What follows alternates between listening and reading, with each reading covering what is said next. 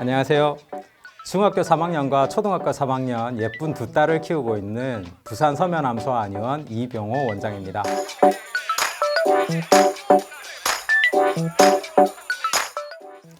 예쁜 딸들 키우다 보면 누구나 겪게 되는 사건이 초경이죠. 귀엽고 예쁘고 아이 같기만 하던 딸이 이제는 어른이 되어버린 겁니다. 그런데 축하와 함께 걱정이 따라오는 집들이 종종 있습니다. 바로 생리통이죠.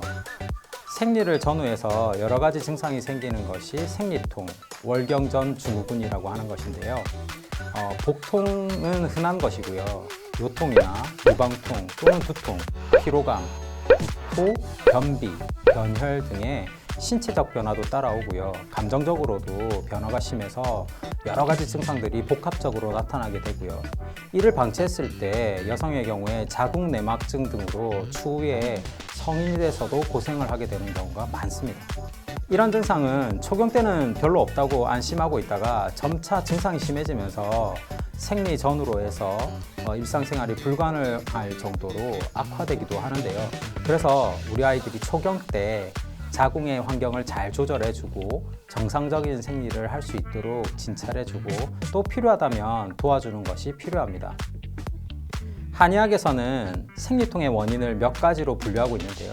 가장 흔한 원인은 피해균이 모자라는 것입니다.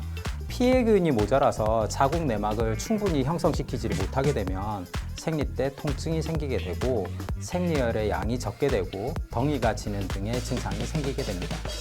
두 번째는 실제로 기력이 빠져서인데요.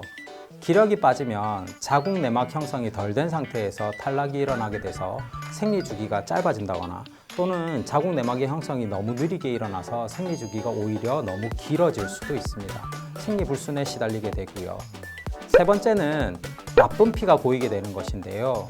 이렇게 되면 극심한 통증이 따라옵니다. 복통과 요통과 골반통, 방사통들이 따라오게 되고요. 심한 경우에는 객혈을 하는 경우도 생길 수 있습니다.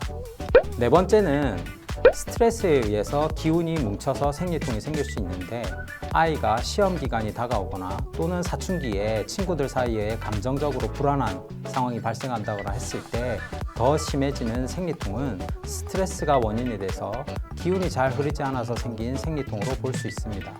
초경을 시작하게 되면 아이의 상태를 진찰해 보시고 아이 상황에 맞게 생리통을 예방하면서 아이의 육체적, 정서적 성장을 축하해 주는 것이 좋겠고요.